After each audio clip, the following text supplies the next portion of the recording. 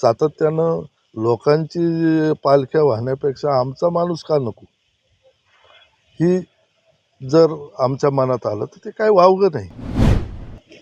दुसरीकडे तुम्ही मागणी करता पंकजा मुंडेंनी लागलं, मात्र महायुतीचे जे तुमचे सोबती आहेत, इथे स्टँडिंग राष्ट्रवादीचे आमदार आहेत, मग हे गणित कसं जुळणार?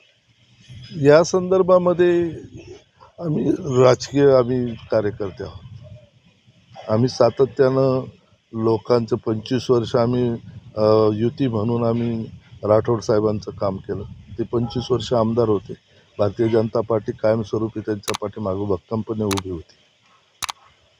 दोन्ही वेळा, आता मागच्या वेळेससुद्धा विखे पाटील आले, त्यांच्या पाठीमागं सुद्धा भारतीय जनता पार्टीचे ते उमेदवार असल्या कारणामुळे त्यांच्या पाठीमागे. तर अशा वेळेस कार्यकर्त्यांनी आपल्या अपेक्षा व्यक्त करू नये असं काही नाही.